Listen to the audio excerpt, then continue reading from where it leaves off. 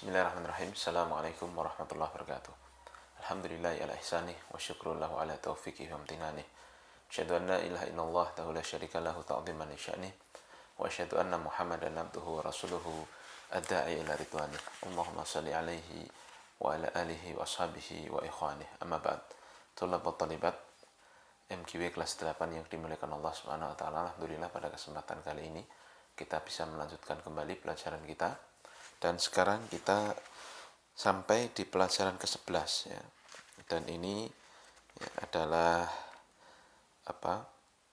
akhir dari target ulangan harian pertama. Jadi setelah ini antum semua harus setoran dalil dari bab 1 sampai bab 11. Kemudian juga mengumpulkan tugas evaluasi itu dari bab 1 sampai bab 11. Nah, insya Allah nanti akan saya kasih waktu dan saya umumkan di grup kelas. Nah, kita langsung saja masuk pelajaran 11, bab sikap berlebihan terhadap kuburan orang-orang soleh akan menjadikannya sebagai berhala yang disembah selain Allah. Jadi sikap berlebihan pada kuburan itu akan mengantarkan orang untuk berlebih-lebihan di situ. Dan akhirnya ketika dia sudah berlebih-lebihan dengan kuburan itu, akhirnya dia akan menyembah ya selain Allah Subhanahu wa taala. Dan ya, tujuan dari pembelajaran yang pertama, murid dapat menjelaskan dikabulkannya doa Rasul Shallallahu Alaihi Wasallam oleh Allah agar dijaga kuburan beliau, ya, supaya tidak dijadikan sebagai berhala yang disembah. Jadi Nabi berdoa, nanti kita akan lihat ya, doanya Nabi itu agar kuburannya tidak dijadikan berhala yang disembah, dan itu dikabulkan oleh Allah hingga sekarang. Ya. Dan insya Allah sampai hari kiamat ya kuburan beliau tidak disembah. Lalu yang kedua, murid dapat menyebutkan bentuk sikap hulu terhadap orang soleh. Bentuk-bentuknya bagaimana ya. Lalu yang ketiga, murid dapat menyebutkan secara rinci hukum ziarah kubur. Itu bagaimana, nanti ada 3 ya. Hukum ziarah kubur itu 3 modelnya, 3 macamnya. Kita akan baca. Lalu yang keempat, murid dapat menyimpulkan dari nas-nas yang disebutkan dalam bab ini bahwa sikap hulu terhadap kuburan orang soleh akan menjadikan kuburan tersebut sebagai berhala yang disembah. Nah ini ya intinya nanti. Baik, kita baca ya dari kitab yang ada di hadapan kita ini. Sikap hulu terhadap kuburan orang soleh akan menjadikan kuburan tersebut sebagai berhala yang disembah selain Allah. Maka wajib untuk berhati-hati dan menjauhkan diri dari semua perkara yang mengantarkan kepada kesyirikan. Jadi bersikap berlebihan terhadap kuburan, kalau tidak sampai nyembah kuburannya, itu ya berarti dia belum menyembahnya. Tetapi sikap berlebihan itu adalah sebuah tanda, sebuah jalan ya, yang mengantarkan dia untuk berbuat syirik. Nah, maka orang yang sudah memiliki kecenderungan seperti itu, ya, itu ibaratnya tinggal sedikit saja dia sudah jatuh ke dalam kesyirikan. Ya, dia sudah sholat di dekat kuburan, dia sudah doa di dekat kuburan, dan dia merasa ibadah di samping kuburan itu lebih khusyuk daripada di masjid. Kalau sudah begitu, nah setan sudah berhasil itu. Tinggal sedikit saja, dikasih tambahan sedikit saja, dia pasti sudah ya selangkah lagi dia akan menyembah kuburan itu. Maka ini sangat hati-hati ya dari perkara ini. Nah, oleh sebab itu ya kita baca di sini ada 3 dalil ya. Nah, dalil yang pertama ya terkait harus hati-hati, waspada ya dengan kuburan. Ya, ini dalil yang pertama diriwayatkan oleh Imam Malik ya, rawa Malikun fil Muwatta, diriwayatkan oleh Imam Malik dalam kitab beliau yaitu Al Muwatta, anna Rasulullah sallallahu alaihi wasallam qala, bahwa Rasul sallallahu alaihi wasallam bersabda, kurung buka ya, Allahumma la taj'al qabri wathanan yu'bad, ishtadda ghadabullahi ala qaumin ittakhadhu qubur anbiya'ihim masajida, kurung tutup. Ya. Nabi sallallahu alaihi wasallam bersabda, Allahumma ya Allah, la taj'al, jangan engkau jadikan kuburanku wathanan yu'bad, sebagai wathan yang disembah. Apa itu wathan? Lihat kosakata. Wathan adalah berhala, yaitu semua yang disembah dari selain Allah. Ya, maka Nabi berdoa, ya Allah, jangan jadikan kuburanku itu sebagai berhala yang disembah selain engkau ya Allah, begitu. Nah, lalu Rasul ya di sini digambarkan, beliau mengatakan istadda ghadabullahi, Ya, Rasul menyampaikan sendiri di sini. Ishtadda ghadabullahi, sungguh amat keras ya marahnya Allah Subhanahu wa taala ala qaumin, terhadap satu kaum ittakhadhu qubur anbiya'ihim masajida, yang menjadikan kuburan-kuburan sebagai tempat sujud atau meletakkan anggota badannya untuk sujud di kuburan ya. Jadi menjadikan kuburan sebagai tempat ibadah, sebagai masjid ya, ini sangat dimurkai oleh Allah Ta'ala. Tegas sekali hadisnya mengatakan demikian. Taib. Kemudian dalil yang kedua ya. Walibni Jarir bisanadihi an Sufyan an Mansur an Mujahid ya. Dan diriwayatkan oleh Imam Ibnu Jarir ya, dengan sanad beliau dari Sufyan, dari Mansur, dari Mujahid ya. Nah, kurung buka. Ini tentang tafsir ayat. Afara'aitumul Lata wal Uzza wa manata thalithatal ukhra allakumudz dzakaru walahul untha tilka idzan qismatun dhiza, sampai akhir itu ya. Nah, ini tafsir ya dari Mujahid tentang ayat tersebut. Ya. Afara'aitumul Lata wal Uzza, tidakkah kalian lihat Lata dan Uzza titik kan begitu. Itu kan panjang ayatnya tentang tafsir ayat tersebut ya. Qala, maka Mujahid mengatakan ya, kalimat qalanya mungkin dikasih garis bawah biar memudahkan untuk menghafal ya. Imam Mujahid menyebutkan bahwa maknanya itu ya, makna dari kalimat ini kana yaluttu lahumus sawiqa, yang dimaksud dengan Lata itu adalah orang yang dahulu kerjaannya itu mengadon tepung ya, tepung roti. Famata fa'akafu ala qabrihi ya, mengadon tepung roti lalu dibagi-bagikan gratis untuk jamaah haji. Nah, ketika selatanya ini mati, tukang adon tepungnya ini mati ya, maka orang-orang ya beriktikaf ya di sebelah, di samping-samping kuburannya, di atas kuburannya ya. Naam, wa kadzalika qala Abul Jauza an Ibni Abbas kana yalutus sawi qalil hajj ya. Demikian pula ya disebutkan oleh Imam Abul Jauza dari Ibnu Abbas ya, bahwa maknanya sama, bahwa yang dimaksud dengan Lata di dalam tafsir ayat tersebut adalah orang yang dahulu kana yalutus sawi, yang dulu itu kerjaannya memiliki amalan yang mulia, yaitu mengadon tepung roti ya lil hajj, lalu dibagikan untuk jamaah haji. Nah, ya. Maknanya ya. Jadi ini poinnya adalah di kalimat Lata. Ya, di kalimat Lata. Ya, apa itu Lata? Lihat ya, Lata di kosakata kita. Lata adalah nama seorang yang soleh yang disebut dengan pekerjaannya ya, atau merupakan pecahan kata dari kata Allah ya. Nah, Lata itu tafsirnya ada dua sebenarnya menurut para ulama. Nah, menurut Imam Mujahid dan Ibnu Abbas tadi, Lata itu berasal dari ada kisahnya gitu. Orang yang dahulu di masa jahiliyah ya, sebelum masa Rasul Shallallahu Alaihi Wasallam, yaitu orangnya itu punya amal soleh, kerjaannya ngapain? Bikin adonan tepung dibagikan gratis untuk makanan orang-orang yang datang ke Baitullah ya, ke Mekah untuk haji. Kan memang syariat haji kan sudah dari zamannya Nabi Ibrahim ada. Nah ya, maka ketika orang itu mati, Lata ini dikenang kan begitu. Lalu orang-orang tawaf di sekitar kuburannya, beribadah di situ sampai akhirnya disembah. Ya, atau tafsiran yang kedua, Lata itu adalah pecahan kata dari kata-kata ilah ya, yang artinya adalah Tuhan, Tuhan yang disembah selain Allah. Nah, ya, sebagian ulama juga menjamak ya, maknanya bahwa awalnya kejadiannya seperti itu, lalu akhirnya dia dipertuhankan begitu. Latanya tidak salah, tetapi yang salah ada yang mempertuhankan. Taib ya. Kemudian maksud dari itikaf di area kuburannya Lata adalah mereka beriktikaf, artinya mereka berdiri di sisi kuburannya sebagai bentuk pengagungan dan untuk mengharap keberkahan. Kemudian mereka menyembahnya. Masya Allah ya. Jadi ibadah di situ, keliling-keliling, tawaf di situ ya, doa di situ sampai akhirnya menyembahnya. Dan terakhir ya lutus sawik ya, itu adalah di kosakata ini ya, mencampur tepung gandum dengan minyak atau yang lainnya. Jadi memang Lata itu kerjaannya ataupun dia punya amal soleh, yaitu memberi makan jamaah haji secara gratis. Masya Allah ya, dengan gandum, karena memang kebiasaan orang sana ya, makanya itu.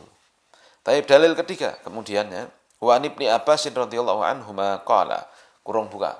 Dari Abdullah bin Abbas radhiyallahu anhu, beliau mengatakan, bersabda Rasul sallallahu alaihi wasallam, ya. Oh, maaf ya. Ini apa namanya? Ini ya kalimat apa namanya? Qala Rasulnya dihilangkan ya. Kalau di sanadnya ini ya seakan-akan hadis ini marfu begitu ya pada Ibnu Abbas. Ya ini kurung buka aja begitu ya. La'ana, sebelum kalimat la'ana dibuka.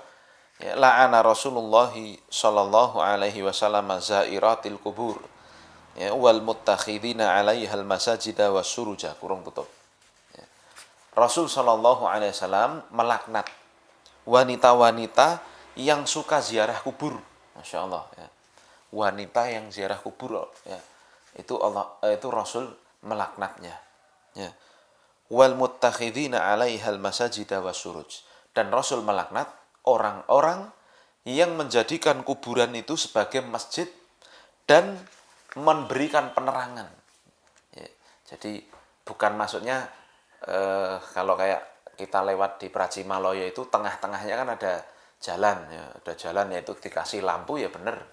Tetapi yang jadi masalah di situ ada kuburan, dikasih rumah, dikasih lampu. Kayak manusia itu kayak akhirnya orang lewat itu, iki omahe menungso apa omahe wong mati kan begitu. Ya, jadi kuburannya diagungkan seperti itu, dikasih lampu dan hiasan-hiasan yang lain. Nah, Rasul melaknat orang yang menjadikan kuburan sebagai masjid dan orang yang menghias kuburan seperti itu. Nah, ya. Diriwayatkan ya hadits ini ya oleh Ahlus Sunan ya. Taib. Kita baca pokok pembelajaran ya dari ketiga nas yang kita baca ini. Yang pertama, kekhawatiran Rasul sallallahu alaihi wasallam terhadap umatnya dari sikap hulu terhadap kuburan beliau. Ya di hadis yang pertama, ya. Sungguhnya jiwa memiliki tabiat untuk mencintai orang soleh.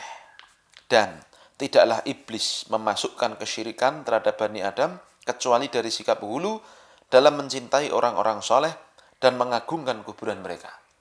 Oleh karena itu, Rasul Shallallahu Alaihi Wasallam mengkhawatirkan umatnya terjatuh pada sikap hulu, sikap berlebihan terhadap kubur beliau. Sebagaimana orang-orang Yahudi dan Nasrani telah melakukan perkara itu terhadap kuburan para nabi mereka. Sehingga orang-orang Yahudi dan Nasrani menjadikan kuburan para nabi itu sebagai berhala yang disembah selain Allah. Dan itu terbukti kan. Ya. Nah, kebiasaannya orang Yahudi dan Nasrani demikian. Oleh karena itu, sangat keras kemurkaan Allah terhadap mereka. Terhadap orang Yahudi dan Nasrani yang menjadikan kuburan sebagai masjid itu. Nah, maka Rasul Shallallahu Alaihi Wasallam yang sangat khawatir umatnya akan mengikuti Yahudi dan Nasrani, Rasul berdoa kepada Allah Azza wa Jalla, meminta agar kuburannya tidak dijadikan berhala yang disembah. Ya, Rasul mengatakan dalam hadis pertama tadi, Allahumma la taj'al qabri wathanan yu'bad. Ya Allah, jangan engkau jadikan kuburanku ya Allah sebagai ya wathan, sebagai berhala yang disembah. Nah, ya, sungguh Allah Azza wa Jalla telah mengabulkan doa nabinya ya, dan melindungi kuburannya dengan 3 tembok sehingga tidak ada seorang pun yang dapat sholat menghadap kepadanya dan menjadikan sebagai berhala yang disembah, karena tidak ada sedikit pun padanya bentuk berhala, tidak ada tawaf di sekelilingnya maupun menyembelih kuburan untuknya. Dan kuburan Rasul Shallallahu Alaihi Wasallam sampai sekarang dijaga ya, dijaga oleh polisi syariat Arab Saudi sana. Kalau ada orang dekat-dekat kok lama-lama di situ, apalagi doa-doa, diusir. Nah, nangis-nangis di situ, nah, disuruh pergi sama polisinya supaya tidak bersikap hulu terhadap Nabi Shallallahu Alaihi Wasallam. Pagi, siang, sore, malam, masya Allah dijaganya ya, luar biasa. Nah, alhamdulillah Allah Subhanahu Wa Taala menjaga kubur Nabi Shallallahu Alaihi Wasallam dari dijadikannya berhala. Taib. Kemudian yang kedua, larangan dari mencari-cari kuburan dan peninggalan orang soleh. Jadi nyari kuburan untuk dijadikan, kalau bahasa Jawanya jadi situs, jadi Indonesia kan, lalu diagungkan, lalu ini nggak boleh ternyata. Ya. Nah, dan demikian pula nyari peninggalan-peninggalan orang soleh untuk diagungkan juga tidak boleh. Ya kurang kerjaan kalau bahasa kita. Kalau bahasa gampangnya ya.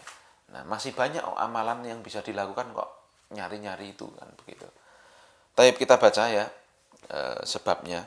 Syariat melarang dari mencari-cari peninggalan orang soleh seperti kuburan, tempat bermajelis, tempat sholat mereka atau yang semisalnya. Kenapa itu dilarang? Karena hal itu bisa berubah ya, menjadi peribadahan kepada orang soleh itu. Nah, ya, para sahabat radhiyallahu anhum khawatir dari sikap hulu orang-orang bodoh terhadap orang soleh dan peninggalan-peninggalannya. Ya. Maka para sahabat pun menutup semua pintu kesyirikan dan fitnah. Di antaranya contoh yang dilakukan Umar ibn Khattab radhiyallahu ta'ala anhu. Jadi begini, ya, situs tadi yang saya bilang, ya, kayak kuburan, kemudian peninggalan pusaka apa di situ, itu dalam syariat Islam ya tidaklah perlu untuk diagungkan, dicari dan sebagainya. Kenapa? Karena memang ya tidak ada tuntunannya demikian. Nabi Muhammad Shallallahu Alaihi Wasallam adalah orang yang paling tahu, ya, orang yang Allah beri wahyu, ya, dan Nabi dalam sebuah hadis sesungguhnya diberitahu oleh Allah Subhanahu Wa Taala kuburan-kuburan para nabi sebelumnya. Tapi apa pernah Nabi mengajak manusia, hei, ayo kita ziarah ke Nabi Ibrahim di sana. Kita nanti tinggal di sana dulu, doa-doa di sekitarnya. Nabi tidak pernah tuh ngajak seperti itu. Paham kan? Nah, demikian pula kalau mau ya, kalau mau dicari. Nabi juga tahu tuh peninggalannya Nabi Sulaiman kan begitu banyak ya kan. Nah, ya. Tapi apa pernah Nabi Muhammad SAW ya kemudian menyengaja, ayo golek yuk peninggalan Nabi Sulaiman, tongkatnya di mana ya, ini tidak pernah. Ya, karena itu perkara yang mengantarkan kepada sikap berlebihan dan itu yang ditutup oleh Islam. Itu pintu kesyirikan begitu. Nah, hanya saja ya ketika Nabi SAW ya pernah ya suatu ketika sedang berangkat menuju perang Tabuk ya, itu melewati ya sebuah tempat yang mana itu adalah tempat dulu ya kaum Ad ya, kaum Ad.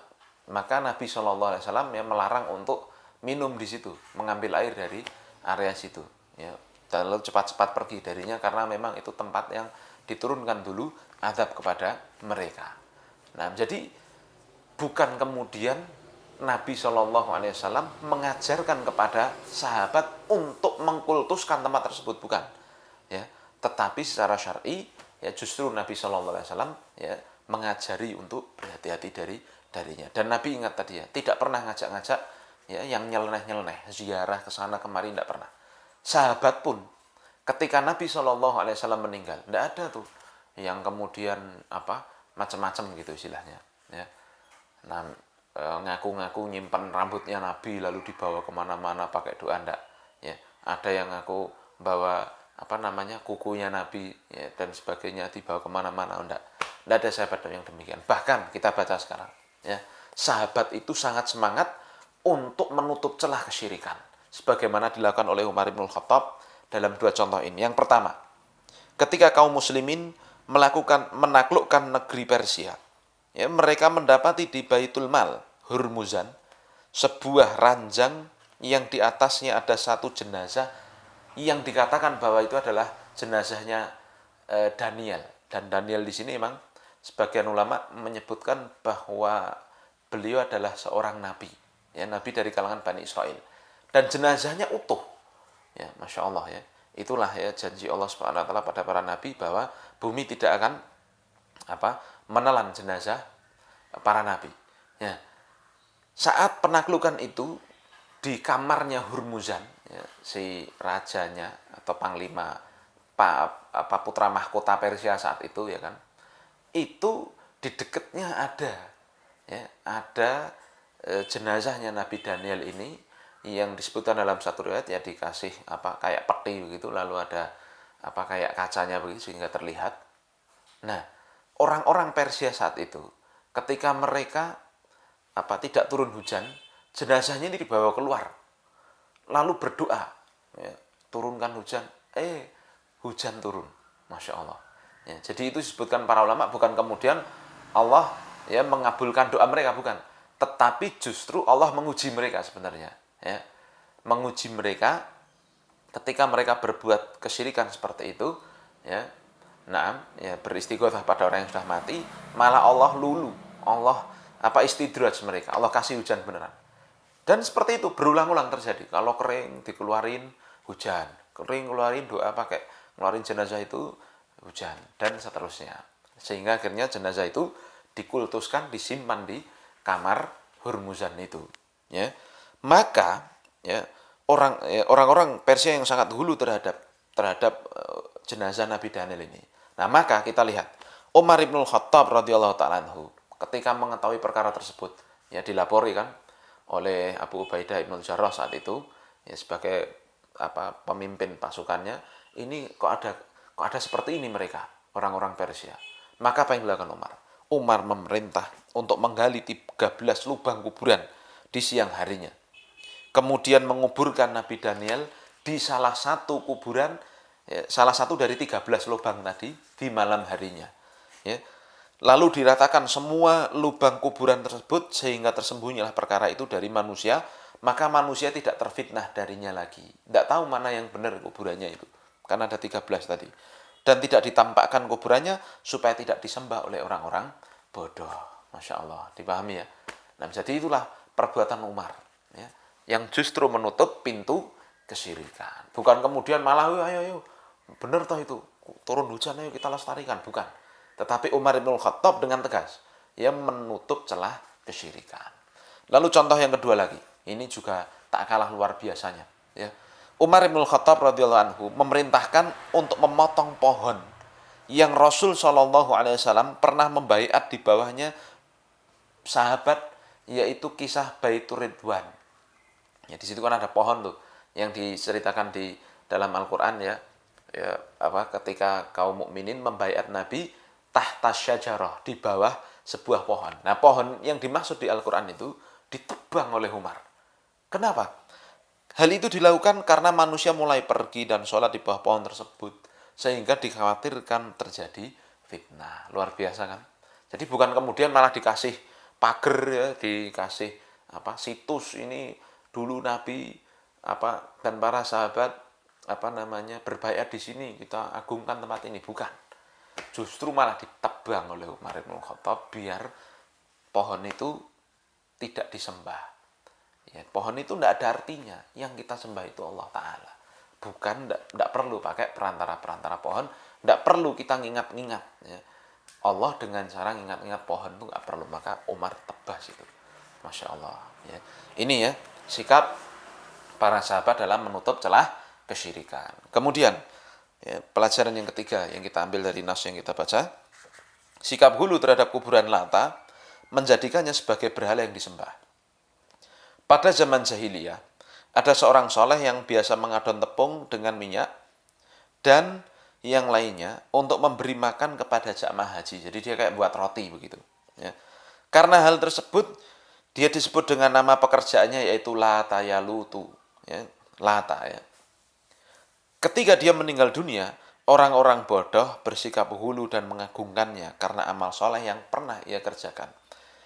Ya, mereka pun beriktikaf di kuburannya sampai akhirnya mereka menyembahnya, sehingga jadilah kuburan itu sebagai berhala terbesar dari berhala-berhala jahiliyah. Ya. Nah, sikap hulu terhadap kuburan menjadi sebab penyembahan terhadapnya. Ini pula yang menjadi sebab peribadahan kepada orang-orang soleh yang sudah meninggal dan yang lainnya. Mereka ya, bersikap hulu dalam mengagungkan kuburan orang-orang soleh dengan membangun masjid di atasnya, menegakkan kubah-kubah dan meletakkan tirai, juga menyalakan lampu padanya, sampai pada tingkatan penyembahan kepada kuburan itu dengan menyembelih kurban, bernadar, berdoa, beristighotsah dan bertawaf di sekelilingnya. Masya Allah. Dan inilah ya yang terjadi. Ya, fitnah kuburan begitu besar sehingga banyak orang-orang itu yang merasa lebih khusyuk kalau ibadah di kuburan daripada di masjid, ya, atau bahkan mereka benar-benar 100% membangun area kuburan itu sebagai masjid supaya apa? Supaya lebih khusyuk ibadahnya, waliyadzubillah. Ya. Apakah itu ada banyak ya di negeri kita ini? Ya, dan inilah ya PR yang semoga ke depan ya kita bisa mengajak masyarakat untuk bertauhid kepada Allah Subhanahu wa taala dan menjauhkan celah-celah kesyirikan. Ini PR bersama ya. PR generasi di masa yang akan datang ya. Generasi kita dan generasi berikutnya agar mereka menyembah Allah semata. Taib ya, agar merdeka ya, merdeka dari segala perbudakan kepada hamba. Nah, lalu yang keempat, ya pelajaran kita bisa petik dari nas-nas yang kita baca berdasarkan hadis yang ketiga. Ya, dalil yang ketiga, wanita dilarang melakukan ziarah kubur. Nah, tadi kan Rasul Shallallahu Alaihi Wasallam melaknat wanita-wanita yang berziarah kubur karena hal itu menimbulkan kerusakan yang besar. Seperti apa? Niyahah, meratap dan terfitnahnya laki-laki dengan keberadaan mereka. Adanya laknat memberikan faedah bahwa wanita diharamkan melakukan ziarah kubur dan menunjukkan bahwa hal itu termasuk dosa besar.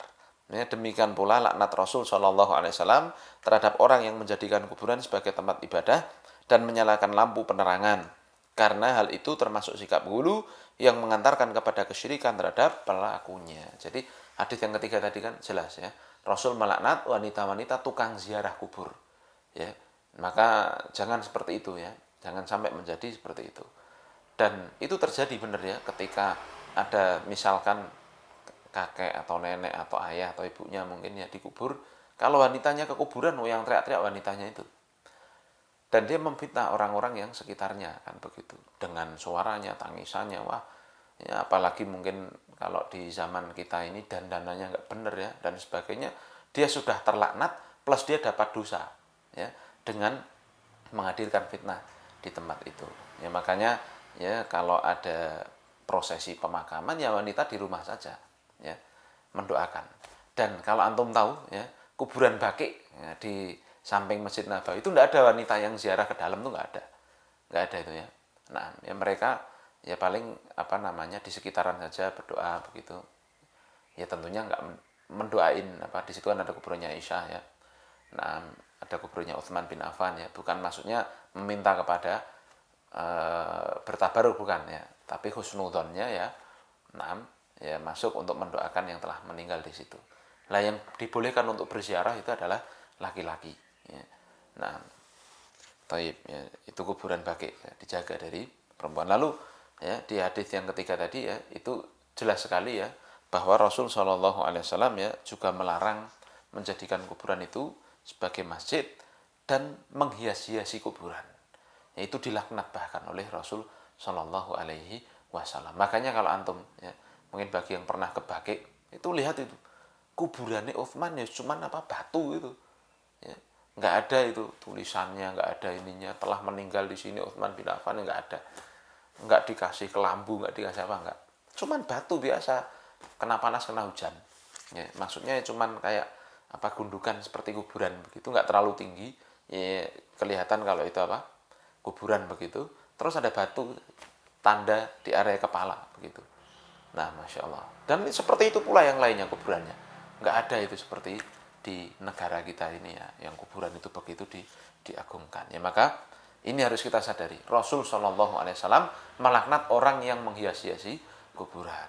Penting ini ya untuk kita sadari. Taib yang kelima, faedah kelima yang bisa ambil, hukum ziarah kubur bagi laki-laki. Laki-laki ya.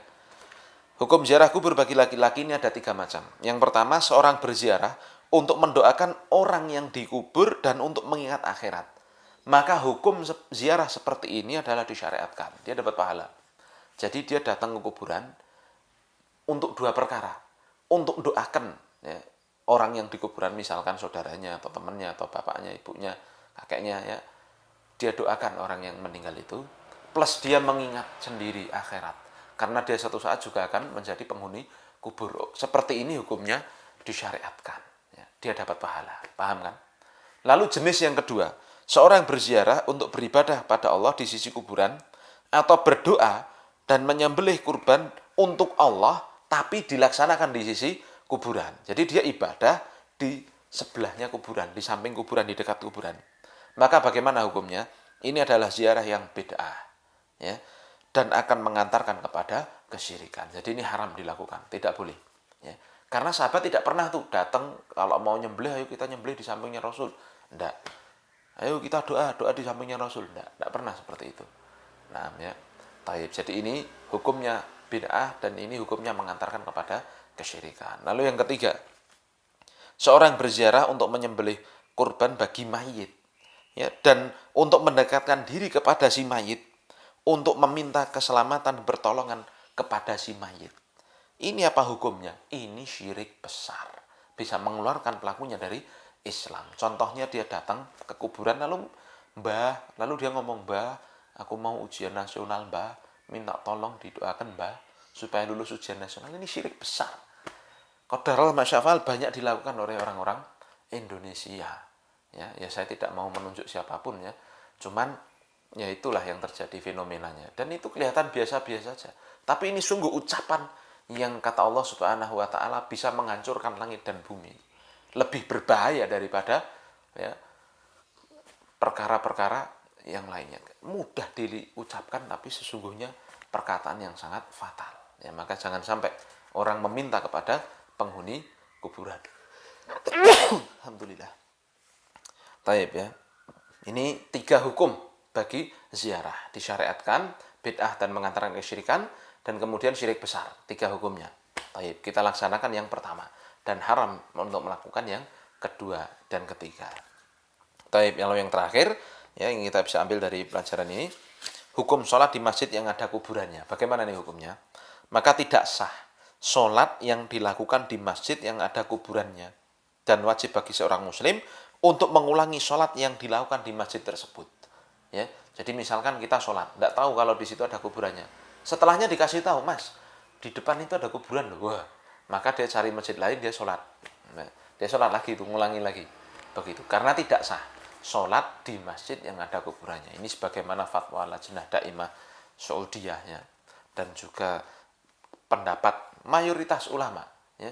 Bahkan jumhur ulama yang madhab Hanafi, madhab Hanbali, Hanafi, Maliki, Hanbali, Syafi'i itu semuanya mengharamkan sholat ya, di atas kuburan, sholat di area kuburan, sholat di masjid yang dibangun di atas kuburan, sholat yang di masjid itu areanya kuburan, ini dilarang. Nah, dan ya fatwa-fatwa para ulama juga setelahnya yaitu juga mengharamkan dan meminta untuk mengulang orang yang sholat ya, yang di situ ada kuburannya. Demikian ya, maka ini semua adalah bentuk syariat Islam menjaga kaum muslimin agar tidak berbuat syirik. Demikian. Nah, ya, karena memang syirik itulah yang mengantarkan seorang kekal di neraka. Maka Islam menjaga orang supaya tidak masuk neraka. Nah, tugasnya yaitu dikerjakan di buku tugas ya. Lalu ya dihafalkan ya, seperti yang saya sampaikan di awal tadi, dan kita ujian ya. 6 sampai bab 11 ini. Baik, kita akhiri dengan kafaratul majelis. Subhanakallahumma bihamdika asyhadu an la ilaha illa anta astaghfiruka wa atubu ilaik. Assalamualaikum warahmatullahi wabarakatuh.